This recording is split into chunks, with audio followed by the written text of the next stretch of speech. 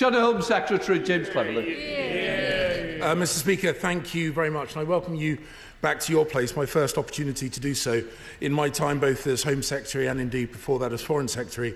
You were very kind to me, my minor indiscretions at the dispatch box, late deployment of statements and slight overrunnings. As you know, you've also been very, very kind to my family in sometimes quite trying circumstances, and I very much appreciate that. I also want to take this opportunity to congratulate the Right Honourable Lady on her appointment as Home Secretary. It is a challenging but incredibly rewarding job, and I genuinely, because the security of this nation is now very much in the hands of her and her ministers, I genuinely wish her all the success in everything she is looking to do. And I know she inherits in the Home Office a dedicated team of civil servants who will help her keep the country safe and secure.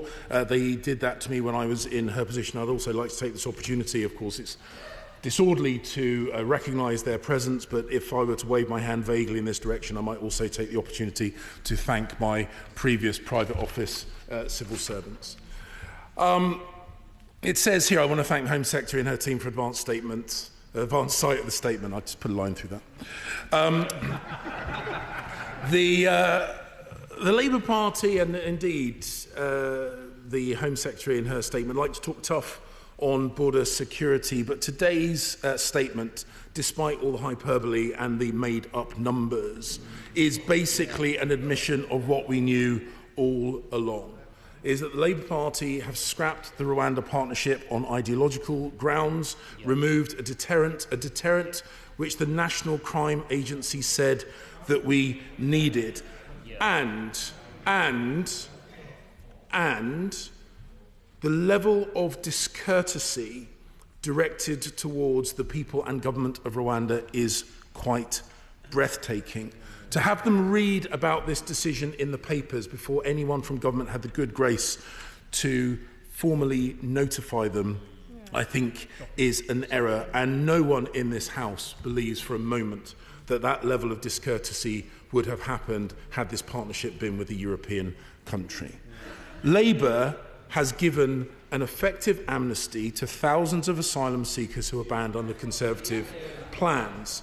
And Labour's plans amount to doing less than we were doing when we were in government and merely changing the signs above a few desks at the Home Office with their so-called border command and their returns unit. Before the election, the Right Honourable Lady said that she would create a returns unit. Now, the narrative is that she is going to redeploy some staff, not increase the number of staff, redeploy some staff, showing that the returns function already exists. And the fact there is now no safe third country to return people to who cannot be returned home means that we ask, where is she going to send the people who come here from countries like Afghanistan or Iran, in Syria?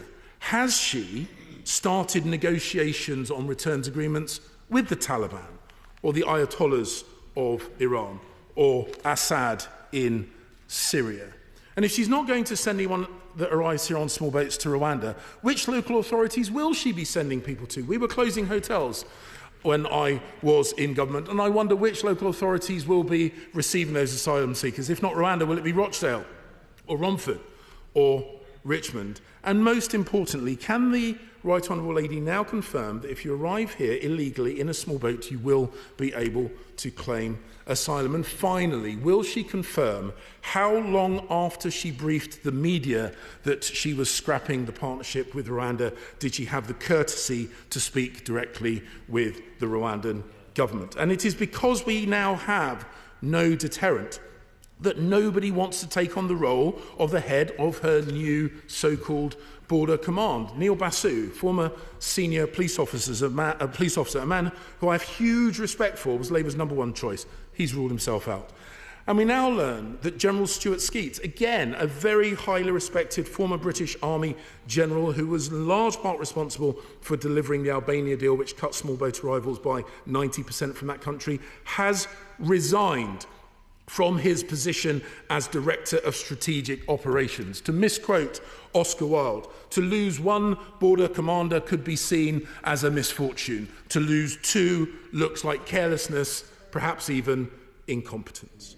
I also notice, and it's available online for those who are thinking of applying, that the new job advert for Labour's Border Security Command is located not in Kent, where the channel is, but is flexible from Belfast, Bristol, Cardiff, Durham, Glasgow, Liverpool or Manchester, none of which, the last time I checked, are anywhere near the English Channel.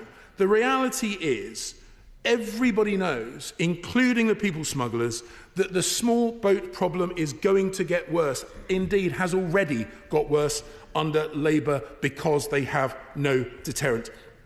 People are being sold a lie when they are being smuggled into this country across the busiest shipping lanes, and we do need to stop them. Too many lives have already been lost. Sadly, 6 more have been lost in the Channel in the last few weeks, and our hearts go out to them and their loved ones.